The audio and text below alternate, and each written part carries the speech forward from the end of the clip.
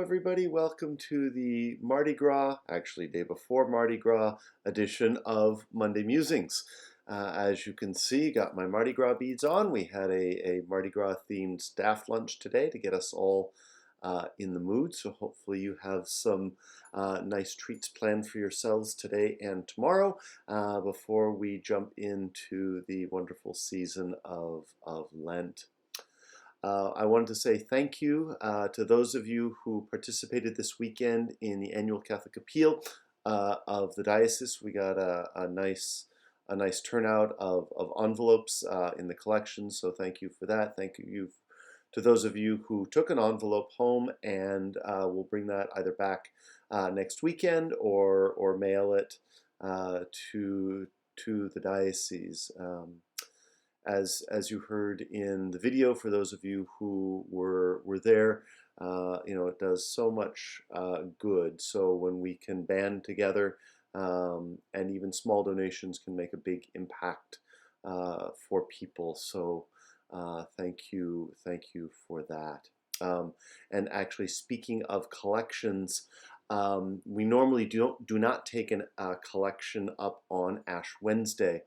But we just received word from the diocese that the bishop would like us to take up a collection on Ash Wednesday for the humanitarian relief for the people of Ukraine.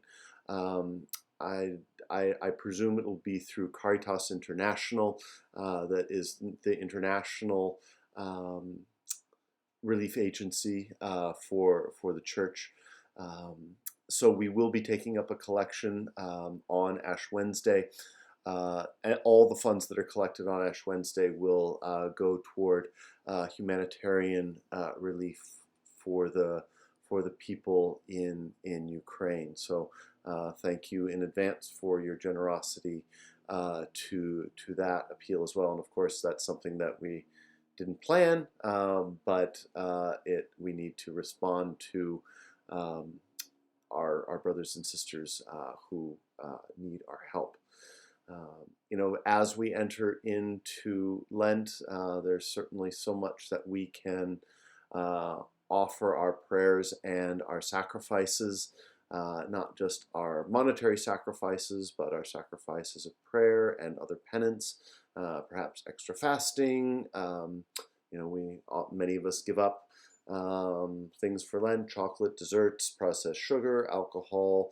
And all these things are good things, but so that they don't take an outsized importance in our lives, because they can. I mean, good things can take a turn. So we embrace times like Lent not as a time of punishment, but as a time of remembrance, that we are so incredibly blessed, especially materially in our part of the world, and to remind ourselves that not all of our brothers and sisters are anywhere near as fortunate as we are, so that by our prayers, our works of mercy, by our sacrifices, others may be raised up in their standards of living, just to get the basic necessities in life. I don't remember the saint now, but it comes up in the season of Lent that when we give to people who don't have enough for a basic human life, it's not charity, it's justice, because all people are entitled to the basic necessities of life, and because of unjust structures, political rankling, just human greed and selfishness, we take times like Lent to consciously uproot those things, most especially in ourselves, because of course, I know, as you've heard me say, that evil exists out there in the world because it exists here in our broken hearts, so that we need to do penance, to turn again to God, to allow God to purify us of our inordinate attachments to good things, and to remember again that there are so many of our brothers and sisters who do not enjoy what we do, and that there is something that we can do in sacrificing for ourselves, but also in working to relieve the suffering, for example, in Ukraine, or through the annual Catholic Appeal, helping Catholic Charities to help those, as you heard this weekend, for those of you who came to Mass, um, with housing assistance, rental assistance, the beautiful testimony of a woman named Tina. And I forgot to mention actually at a number of the Masses, but she lives just up in Fairfield, and her tenants are just up in Fairfield.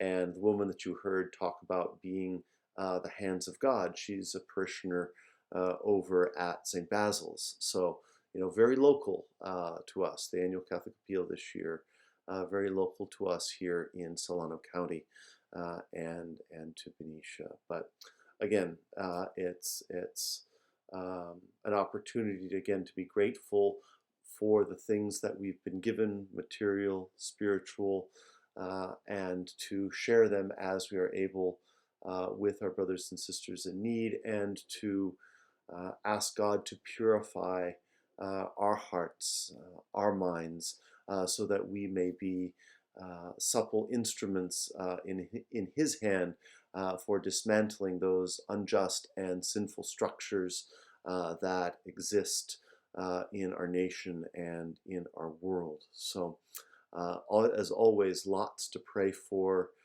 in Lent, to offer our prayers and our sacrifices for the needs, certainly, of our community, for the larger church of the diocese, for our country, and for our world. So, as we enjoy these last 2 days of ordinary time, I pray that it will be a time of celebration and of joy. And as we enter into the Lenten season, that we will do so with humble, contrite, but also grateful hearts for all that we have been given, and that God would help us to use those gifts more effectively for the building up of our brothers and sisters, building up of the church and of the world. So God bless you. Have a wonderful week, and look forward to seeing you soon. Bye-bye for now.